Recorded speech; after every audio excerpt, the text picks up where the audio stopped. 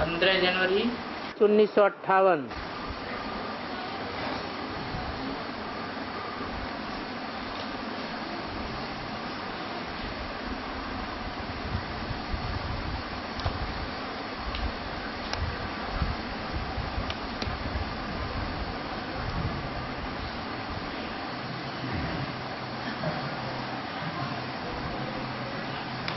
Rajouri garden में चलाई गई वाणी है। रिकॉर्ड है, सुन तो लो मेरा अफसाना। भगवान वाच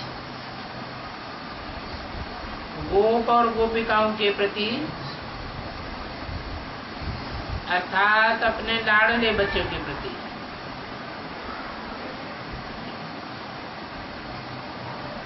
गोप अर्थात गुप्त पुरुषार्थी है ना। दुनिया तो नहीं जानती है कि ये क्या पुरुषार्थ करते हैं।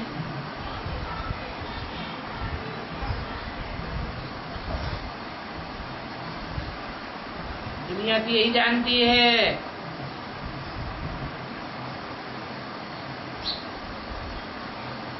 एक रचयिता है, क्रिएटर। जैसे मनुष्य बाप को क्रिएटर कहा जाता है, क्योंकि स्त्री बच्चे आदि सब उनकी रचना हो गई।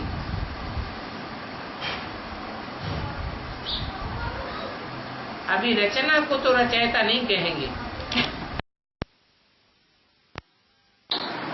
ये समझने की बात है। रचना को भी किसी ने रचा होगा।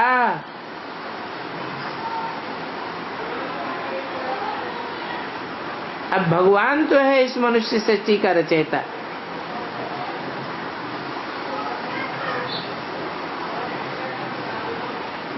ऐसा नहीं कहा जाएगा कि हर एक मनुष्य भगवान है।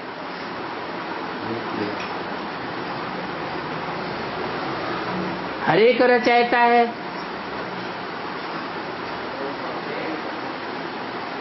यही कहेंगे कि ये सब भगवान की रचना अर्थात बच्चे हैं। तो जो भी जीव की आत्माएं हैं उनका बाप है पारलौकिक परमपिता परमात्मा। वो ज्ञान का सागर, आनंद का सागर, सुख का सागर, शांति का सागर, प्रेम का सागर है। और सारी सृष्टि का पारलौकिक परम प्रिय परमात्मा है। वो परे ते परे रहने वाला है।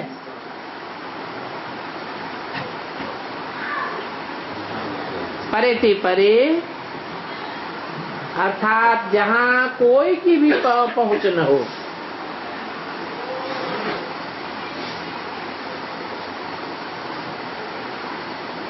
उनको कहा जाता है ऊंचे से ऊंचा भगवान। अगर परमात्मा को सर्वव्यापी कहें फिर तो सब ऊंचे से ऊंचे हो जाएं। परे से परे कैसे हुए? और सब ऊंचे से ऊंचे हो जाएं तो फिर सब दुखी क्यों हैं? सतयुग में तो पहले सर्वगुण संपन्न 16 कला संपूर्ण संपूर्ण निर्विकारी अहिंसा मर्यादा पुरुषोत्तम पुरुष देवी देवताओं का राज्य था। वो परमात्मा की दैवी रचना है।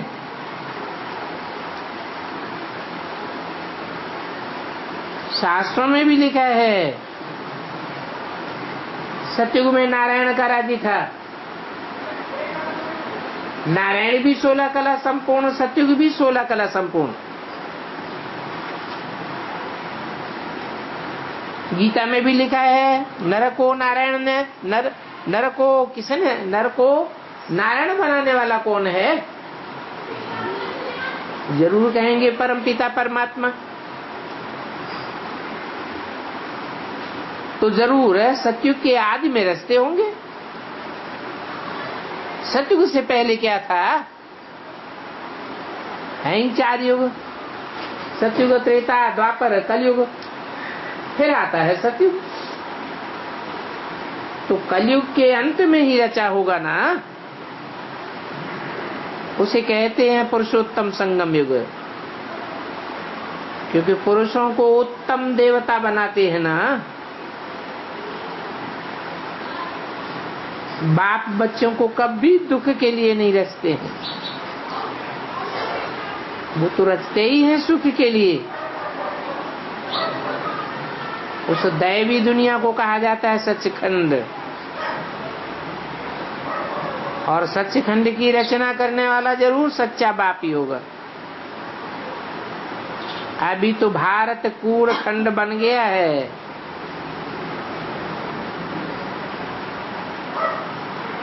ये भारत ही सतयुग अर्थात सचखंड था।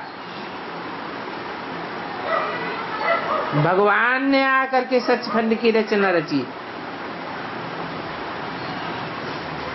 तो देखो वो भगवान कितना खुद प्यारे थे, प्यारा है,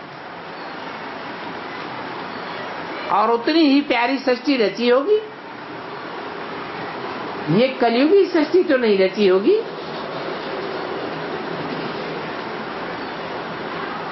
देवताएं बहुत प्रिय होते हैं। श्री कृष्ण को कितना झुलाते हैं प्यार से। अभी तो शास्त्रों में उनको द्वापर में ढकेल दिया है। द्वापर तो गिरती कला का युग है, नाम ही है द्वापर, अर्थात द्वैतवादी युग है। राम सीता का बचपन तो दिखाते नहीं है, और लक्ष्मी नारायण को सतयुग में दिखाते हैं। अब प्रश्न है कि लक्ष्मी नारायण को किसने रचा?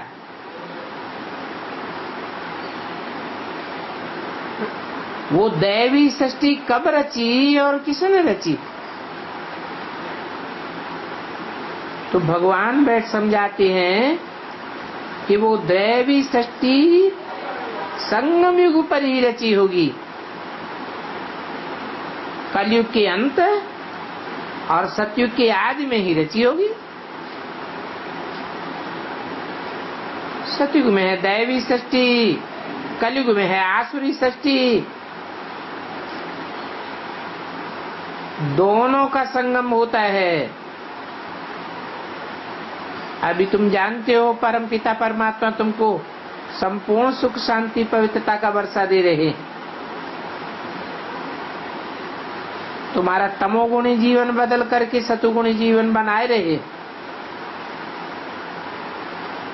माया पर विजय पहनाकर मनुष्य से देवता बनाए रहे हैं।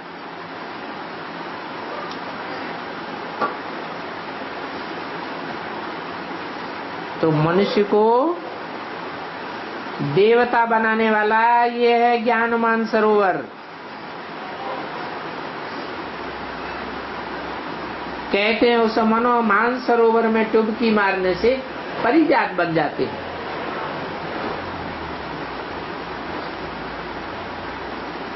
अभी यहाँ परमपिता परमात्मा साधारण तन में आकर के ज्ञानामृत पिलाते हैं। इस ज्ञान सरोवर में ज्ञान स्नान करने से मूत पलीती आत्माएं और उनके शरीर दोनों ही प्योर हो जाते हैं।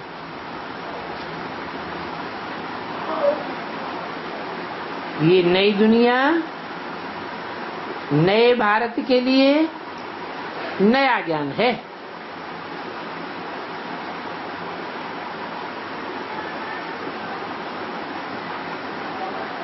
जो ज्ञान नए से नए परमपिता परमात्मा द्वारा मिलता है, और अभी तुम उनके पास आए हो। ये है तमो प्रधान आसुरी दुनिया। क्योंकि 5 विकार मनुष्य को असुर बनाए देते हैं। तब फिर परमात्मा आकर के मनुष्य देवता बनाते हैं, तुमको मोस्ट लवली बनाते हैं। कैसे? इस अविनाशी ज्ञान से। जबकि तुम अब विख को छोड़ अमृत पीते हो सतोप्रधान देवता बनने के लिए, तो अमृत पीने वाले फिर विख नहीं खा सकते। अगर विषय विकारों को भक्षण किया, खा लिया, तो फिर ज्ञान सारा निकल जाएगा। और ज्ञान निकल जाएगा तो फिर बेताली बन जाएंगे। इसलिए बाबा सावधान करते रहते हैं, तुम बच्चों को तो मलेच्छ से स्वच्छ बनना है, क्योंकि ये तुम सबका अंतिम शरीर है। फिर इस कल्प में तुम्हें नया शरीर और नहीं मिलना है। जैसे पुराने घर में टोर डालते हैं ना, परमपिता भी अब नई दुनिया की स्थापना कर रहे हैं, तो तुमको अब पवित्र जरूर बनना पड़ेगा।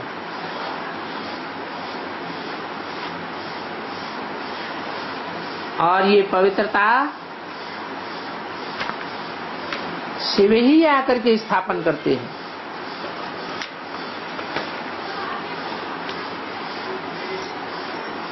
शिव ही सबको महान पवित्र महान सुखी बनाने वाला है।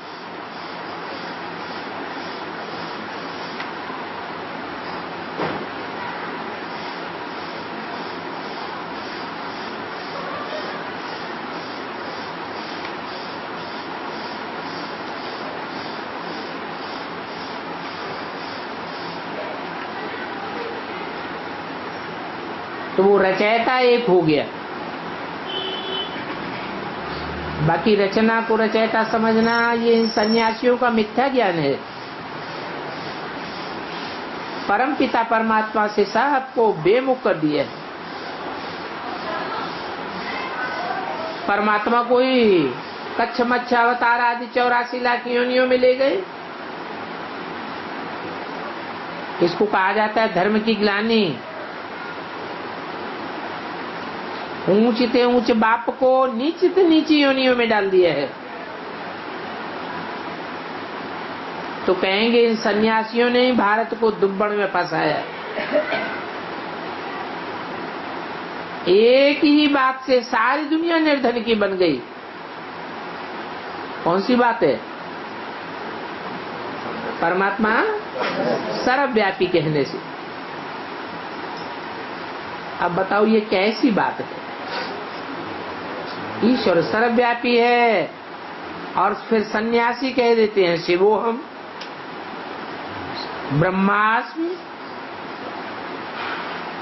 तो उन्हों को कहा जाता है निर्धन के। धनी के नहीं है तो कितना दुख उठाते रहते हैं। देवताओं के लिए भी गाली देते रहते हैं कि वो दैत्य थे, रावण थे। अरे वहां सतो प्रधान दुनिया में डेविल्स कैसे हो सकते हैं?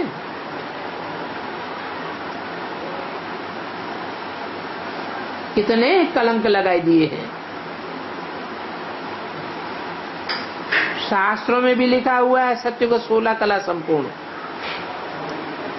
और त्रेता 14 कला संपूर्ण, द्वापर 8 कला संपूर्ण।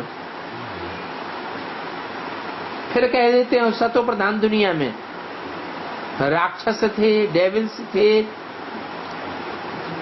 तो देखो सारा ज्ञान उल्टा कर दिया।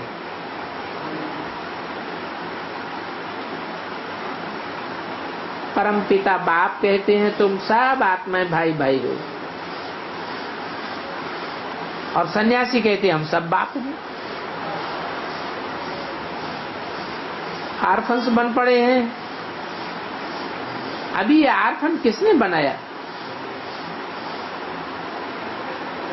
जरूर कहेंगे इन विद्वान पंडित आचार्यों ने,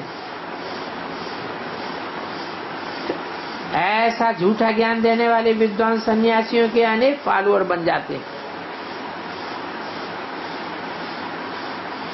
और फॉलोअर का भी अर्थ नहीं समझते।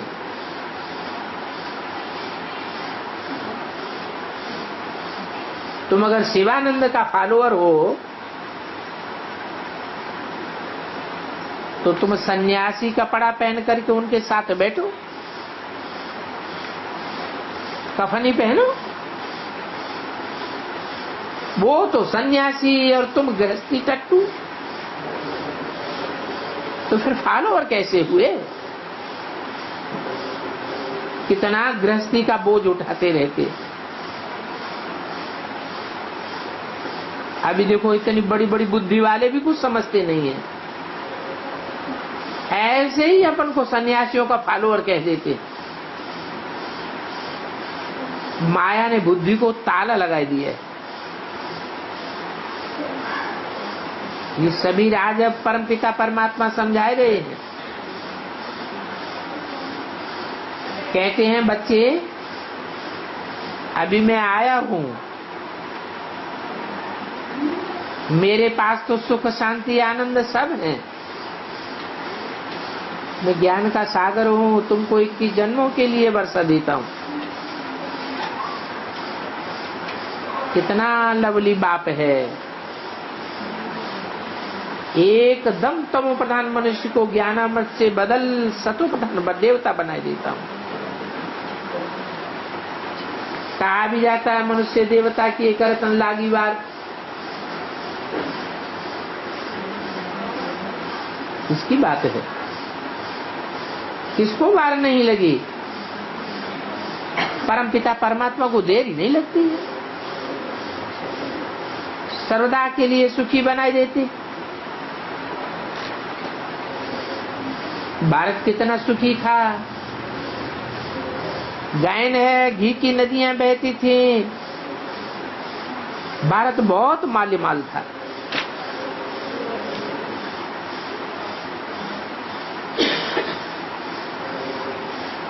अभी देखो क्या हाल हो गया। पहले जब माला माल था तो लक्ष्मी नारायण का राज्य था। वो राज्य किसने स्थापन किया? कहेंगे भगवान। कब स्थापन किया? जरूर सतयुग से पहले और कलयुग के अंत में संगम युग पर किया हुआ। तो अभी संगम है ना, विनाश भी सामने खड़ा है। अभी तुम आए हो ज्ञानेश्वर परमपिता परमात्मा द्वारा ज्ञान प्राप्त करने के लिए, राजाओं का राजा बनने के लिए।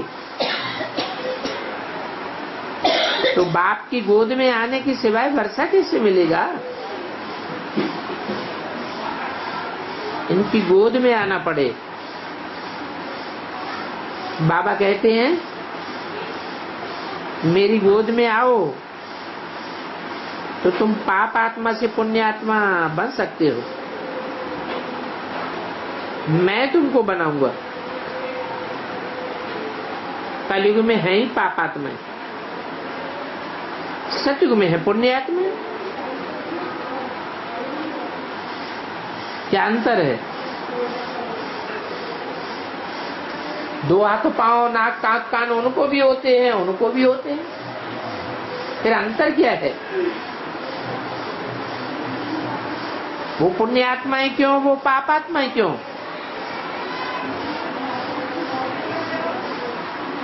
क्या अंतर है? सतयुग में पुण्य आत्माएं हैं क्योंकि आत्म की स्थिति में रहते हैं, स्वयं स्थिति में रहते हैं, देहभान में नहीं रहते। और कलयुग में देहभान में आ जाते हैं, देह याद रहती है, आत्मा के स्वरूप को भूल जाते हैं। तुमको पुण्य आत्मा बनाने वाला सिर्फ एक ही परमपिता परमात्मा है। वो मोस्ट लवली है, तब तो सारी दुनिया उनको याद करती है। वो आकर मोस्ट लवली बनाते हैं, मोहताज वालों को सिरताज बना करके दुखधाम से सुखधाम में ले जाते हैं। बाबा इतना पवित्र बनाते हैं, माया फिर गंदा बना देती है। इसलिए फिर यहाँ युद्ध स्थल कहा जाता है। जो इन 5 भूतों पर विजय पावेंगे वो ही राजधानी के मालिक बनेंगे।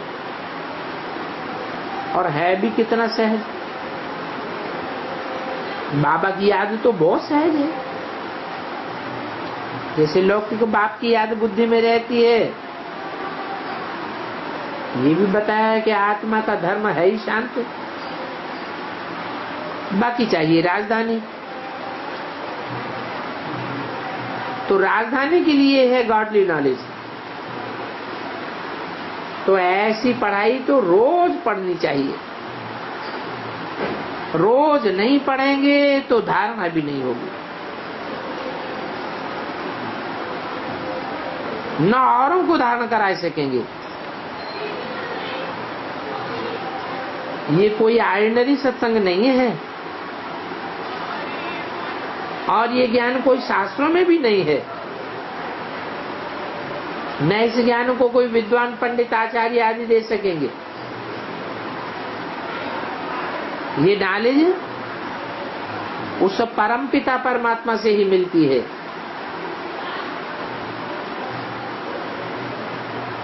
क्यों नहीं कहा मेरे से मिलती है, हैं? उस परम पिता परमात्मा से मिलती है, ऐसे क्यों कहा?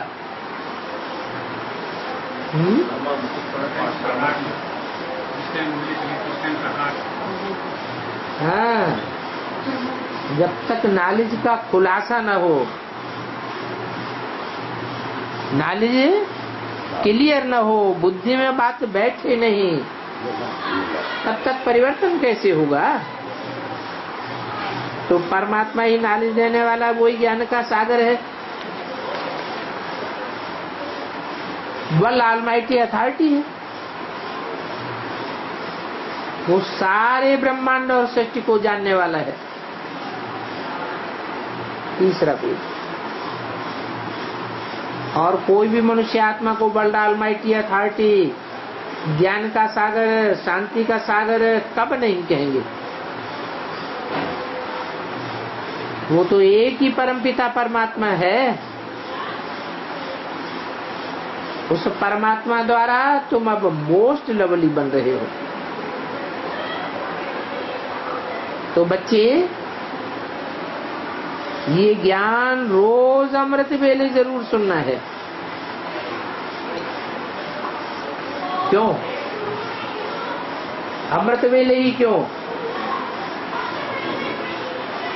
दोपहर को फुर्सत मिले, शाम को फुर्सत मिले, रात को फुर्सत मिले, तब क्यों नहीं?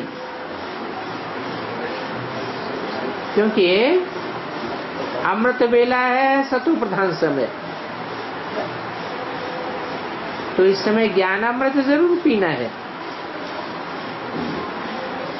अभी देखो परमपिता परमात्मा कितना दूर से आते हैं तुम बच्चों को पढ़ाने के लिए,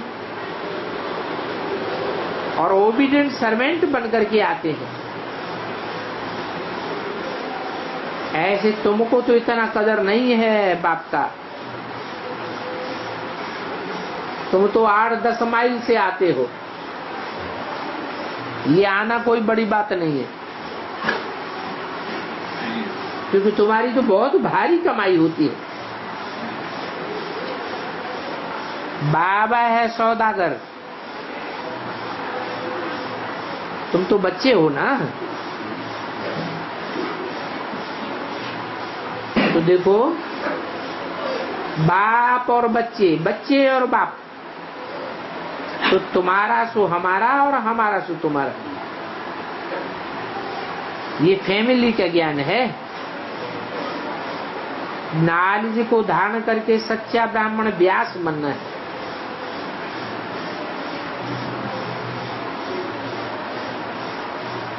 और फिर रेगुलर पढ़ना भी है। नहीं तो बाबा समझते हैं बच्चों को बाबा का रिगार्ड नहीं है।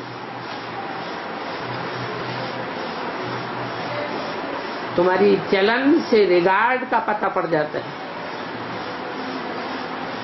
कि कितना वर्षा लेने के हकदार बन सकते हो। तो बाबा है अंतर्यामी और ये है बहरयामी। कौन? जो बाबा है अंतर्यामी, शिव की सोल, और जिसमें प्रवेश करते हैं उसका नाम रखते हैं ब्रह्मा। वो है बहरयामी। बाहर की चलन से समझ जाते हैं। इस अविनाशी ज्ञान धन का धंधा कोई विरला ही करते हैं। बाबा ऐसे नहीं कहते हैं कि विनाशी धंधा छोड़ दो, नहीं। बाबा कहते हैं वो धंधा तो अनेक जन्मों से करते आए हो, तो अभी ये भी करो। क्योंकि ये जो विनाशी धंधे से धन माल कमाते हो, ये तो सब विनाश हो जाएगा।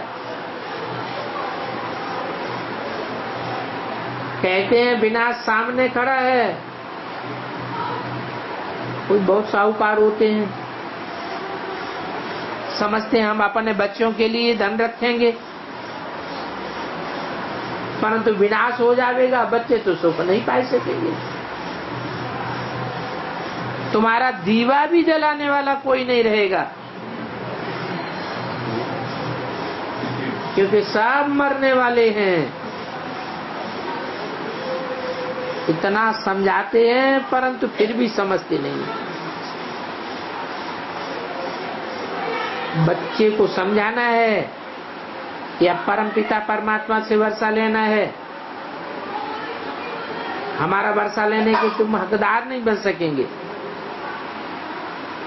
क्योंकि अभी तो विनाश सामने खड़ा है। सबको मरना है।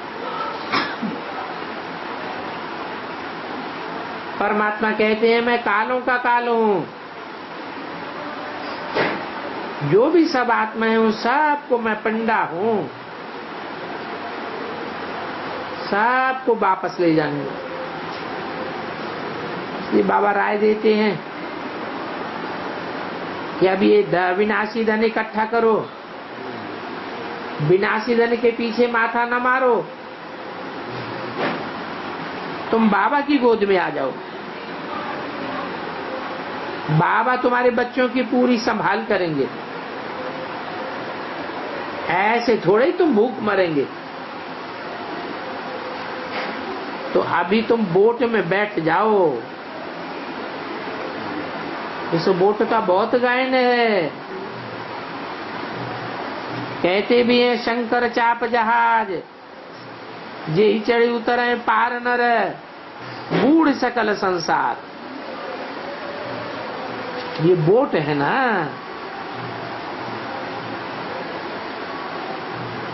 चंद्रकांत वेदांत जहाज का भी बहुत गायन है। सिख धर्म भी कहते हैं नानक चाप जहाज। तो अभी तुम इस बोट में बैठ जाओ। अगर इस विषय वैतरणी नदी के उस पार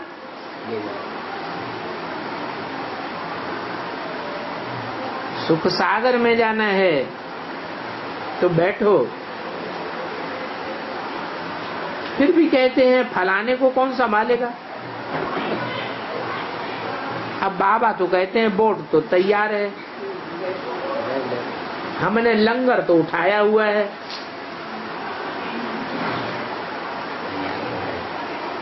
सिर्फ अभी पैसेंजर्स को उठाना है। तो कहते हैं बाबा अभी तो बच्चे को पढ़ाना है। अरे ये गवर्नमेंट ही क्लास हो जाएगी,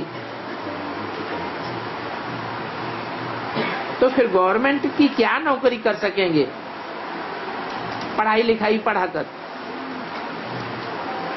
अभी पांडव गवर्नमेंट जिंदाबाद होनी है, ये कौरव गवर्नमेंट मुर्दाबाद होनी है। तब कहेंगे ओ प्रभु तेरी लीला। तो ये प्रभु की लीला तो अब है, मनुष्यों की अथवा देवताओं की लीला तो होती नहीं है।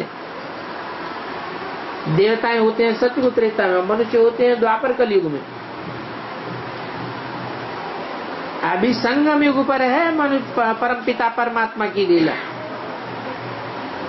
तो प्रभु की लीला जो इस समय पार्ट बजाते हैं स्थापना विनाश और पालना का, ये ईश्वरीय चरित्र है। नाम लिख दिया है कृष्ण के चरित्र। अब कृष्ण कोई थोड़े ही गरीब निवाज है, ये तो परमपिता परमात्मा ही गरीब निवाज है। तुम बच्चों को अच्छे कर्म किए हुए हैं, जो तुम्हारा गरीब घर में जन्म लिया है। जिनका साहूकारों के पास जन्म हुआ है, कहेंगे उन्होंने बुरे कर्म किए हुए हैं।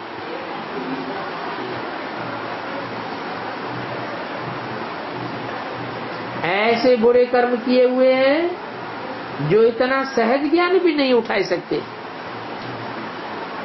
मायावी सुख का अहंकार देखो कितना हो गया। बाबा कहते हैं कि 100% बैगर ही 100% प्रिंस बनेंगे। वर्षा लेना है तो भोलेनाथ शिव को पहले लायक बनाना पड़ेगा। तो मुझे एक जन्म के लिए वर्षा दो, तो मैं तुमको 21 जन्मों के लिए लायक माला माल बनाए दूंगा।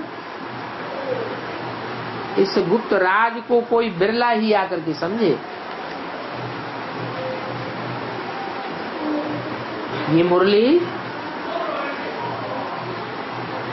15 जनवरी 1958 की है।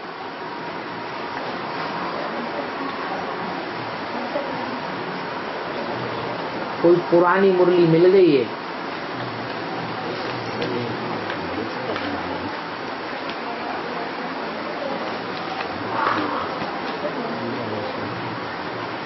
रात्रि क्लास छोटा सा है।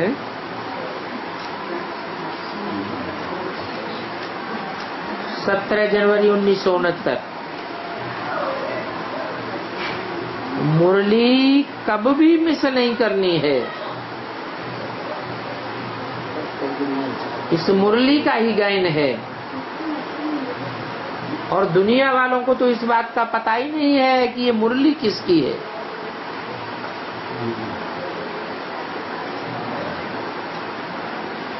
जादूगर की मुरली कौन सी है? वो जादूगर, वो मुरलीधर कौन है? इस बात में सभी मुझे हुए। उनसे पूछो तो किसका नाम लेंगे? फिर कृष्ण बच्चे का नाम लेंगे। अब बच्चा क्या जादू करेगा? उनको ये पता ही नहीं है कि जो भी मनुष्य मात्र हैं सभी पार्टधारी एक्टर्स हैं, सभी पार्ट में आते हैं और शुरू से लेकर के अंत तक पार्ट में आते ही रहते हैं, पार्ट बजाते ही रहते हैं। बच्चों को मालूम हुआ है सभी एक्टर्स कौन कौन है और पार्टधारी कौन कौन है। ये ड्रामा है, इसमें सभी एक्टर्स हैं और सभी एक्टर्स अविनाशी हैं। न इनका एक्ट विनाश होता है और न पार्ट विनाश होता है। बाप नई पॉइंट समझाते हैं, कहते हैं एक भी मुरली मिस की तो जैसे ईश्वरीय स्कूल में एब्सेंट पड़ जाएगी। ये बेहद के बाप का स्कूल है, इसमें कभी मिस नहीं करना चाहिए। दुनिया में तो किसी को पता नहीं है कि बेहद का बड़े से बड़ा स्कूल है और इसमें बाप ही आकर 5000 वर्ष के बाद आप पढ़ाते। शास्त्रों में ये बातें हैं भी नहीं कि बाप आकर कब पढ़ाते हैं, इसको भी पता नहीं है। स्वर्ग की स्थापना होती है ये भी बेचारे कोई नहीं जानते। तुम तो सभी कुछ जान गए। ये पढ़ाई बहुत बहुत अथाह कमाई की है। बच्चों को जन्म जन्मांतर की पढ़ाई का फल मिल जाता है। एक बार ये नॉलेज सुनी तो फिर पक्की धारणा हो जानी चाहिए, पर तो भूल जाते हैं और नॉलेज को भूल जाते हैं तो फिर कुछ न कुछ भूलें हो जाती है। इस विनाश का इस पढ़ाई से पूरा ताल्लुक है। क्या ताल्लुक है? ये पढ़ाई पूरी होगी और विनाश शुरू हो जाएगा।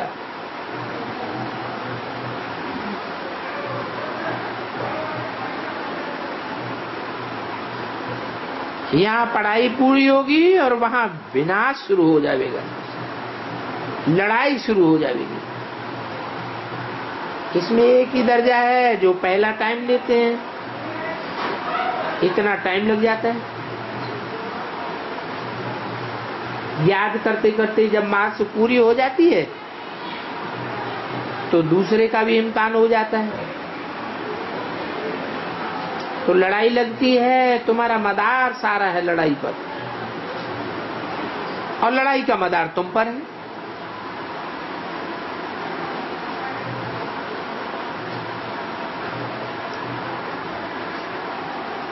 तुम्हारी पढ़ाई पर मदार है ना। तुम्हारी पढ़ाई पूरी होगी तो फिर लड़ाई भी चलेगी। भगवान बात कहते हैं तुम जानते नहीं हो, ये नई दुनिया के लिए ज्ञान है, इसलिए मनुष्य मुझते हैं। कहते हैं उन गुरुओं के पास जाते हैं, वो तो हमको वरदान दे देते हैं, इतनी प्राप्ति कराते हैं, परंतु समझते नहीं है उनकी है अल्पकाल की प्राप्ति। इसे एक जन्म के लिए कुछ न कुछ प्राप्ति होती है। बाप तो आकर के भविष्य 21 जन्मों की प्राप्ति कराते हैं।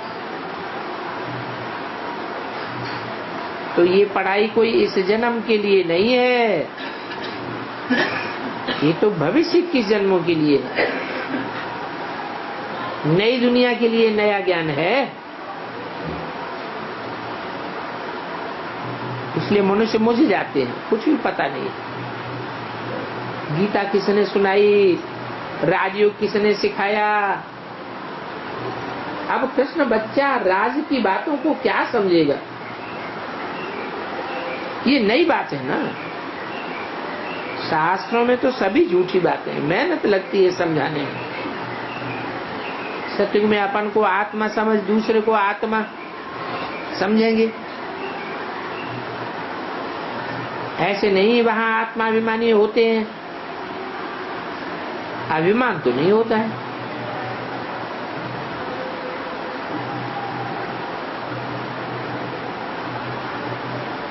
हाँ,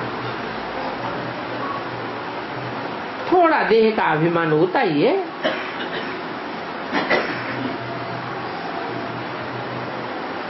इस समय तुम देही अभिमानी पूरे बनते हो। कैसे?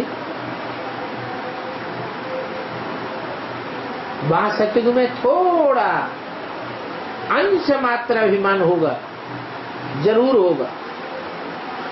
और यहाँ संगम में जब तुम संपन्न बनते हो तो अंश मात्र भी देह अभिमान नहीं रहेगा। इसका क्या प्रूफ है?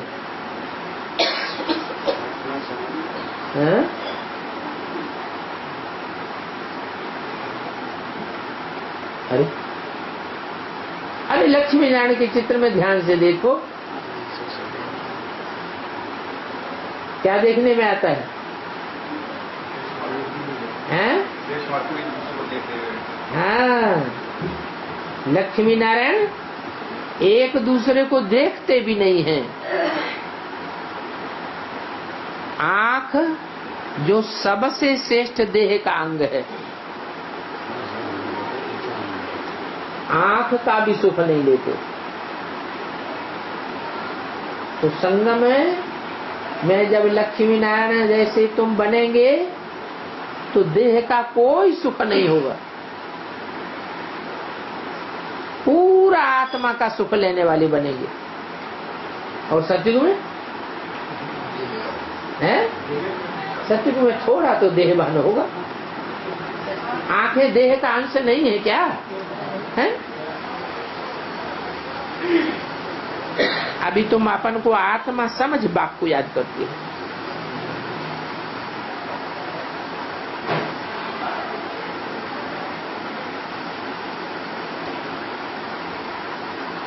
ये सिर्फ अभी बाप ही समझाते हैं। क्या कहा? ये बात कौन समझा सकता है? बाप ही समझाते हैं। ये भी बाप की पहचान हो गई क्या कि सतयुग में भी देहभान होगा, ज्यादा नहीं होगा लेकिन अंश मात्र तो जरूर होगा। और पूरे आत्माभिमानी कहाँ होते हैं? संगम में होते हैं पूरे आत्माभिमानी। प्रूफ भी दिया, बाप प्रूफ सहित समझाते हैं। तो और अभी समझाते हैं जो भी ब्राह्मण बनते हैं, क्योंकि आत्मा का पाप परमात्मा बाप की याद से ही कटना है। विघ्न याद में ही पड़ते हैं। विघ्न पड़ते हैं, माया लिंक तोड़ देती है याद की, क्योंकि विघ्न पड़ जाते हैं। तो टाइम चाहिए जो तुम पक्के हो जाओ। जरूर कल पहले मिसल पक्के बनेंगे। पुरुषार्थ करते हो नंबरवार पुरुषार्थ अनुसार, तो फिर वहां नंबरवार ही तुम पद पावेंगे। बाप समझाते हुए भारत के लिए हार जीत का ये खेल है। तुम कह सकते हो कि और कोई भी धर्म वाले स्वर्ग नहीं देखते हैं। कौन देखते हैं? सिर्फ आदि सनातन देवी देवता धर्म वाले ही स्वर्ग देखते हैं। देखा कैसे जाता है? हैं? अरे काय से देखा जाता है? हाथ से, पांव से, आंख से देखा जाता है। माने इन आंखों से दुनिया में कोई भी स्वर्ग नहीं देख सकेंगे सिवाय तुम बच्चे जो कि देवी देवता सनातन धर्म के पक्के हो, और तो साफ खलास हो जावे। अभी बाप तुम्हारे लिए स्वर्ग स्थापन कर रहे हैं। तुम बच्चे स्वर्ग के मालिक बनते हो तो याद करना है। बल तुम्हारी बुद्धि में बिंदी की याद ठहरती नहीं है। बिंदी याद नहीं आती है। अच्छा, बिंदी याद नहीं आती है तो शिव बाबा को तो याद करो। ये क्या बात है? माने बिंदी अलग है, शिव बाबा अलग है? बिंदी का नाम है शिव बाप। वो हम बिंदु बिंदु आत्माओं का बाप है, बाबा नहीं है। बाबा कब बनता है? जब वो मनुष्य सृष्टि के बाप में आता है। तो मनुष्य सृष्टि का बाप है हमारा बाप, वो बाबा नहीं है। और उस बाप का बाप है शिव बाबा। तो शिव बाबा हमारा कौन हुआ? बाबा हुआ, ग्रैंडफादर हुआ। बड़े रूप पर तुम हेरे हुए हो। अच्छा, तो फिर शिव बाबा के बड़े रूप को ही याद करो।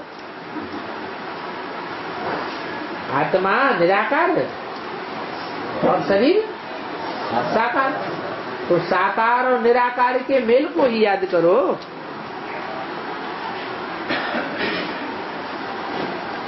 बल बिंदी तुम्हारी बुद्धि में नहीं ठहरती है, नहीं याद आती है, उसे छोड़ दो।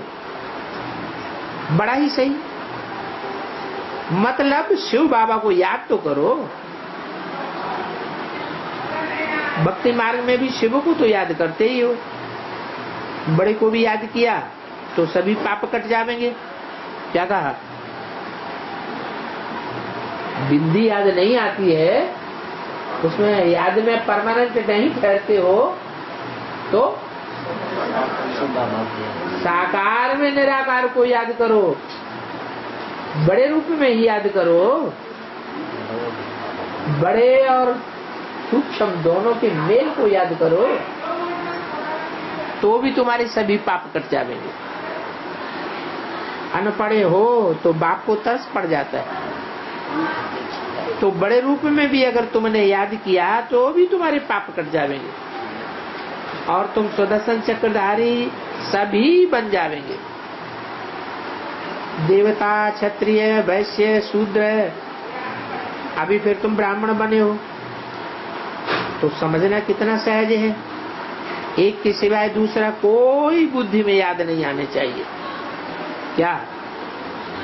भले बड़े रूप को याद तो करो, लेकिन शर्त क्या है? हैं? क्या शर्त बताइए? एक के सिवाय कोई दूसरा रूप याद नहीं आना चाहिए। ये दैवी गुण है। क्या? ये देवताओं का गुण है कि लक्ष्मी नारायण को ही याद करेगी। नारायण की बुद्धि लक्ष्मी में ही जाएगी। गाया जाता है तुरंत दान महाकल्याण। समझो शिव बाबा के पास कुछ भेज देना है तो देरी न करो। क्या कहा? फौरन भेज देना चाहिए। शुभ कार्य में देरी नहीं करना चाहिए, क्योंकि आजकल तो मौत सिर पर खड़ा है। अचानक मौत हो जाता है तो कितना नुकसान हो जाता है।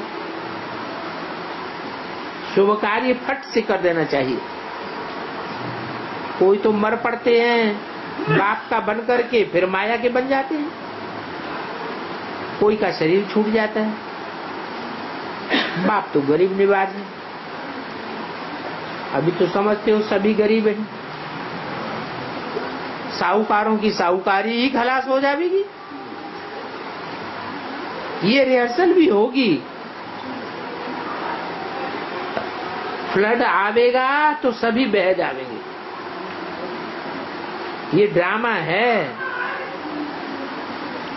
इस ड्रामा में कुछ विचार नहीं होता है कि ऐसा क्यों हुआ। हाँ, पहले सुख फिर दुख।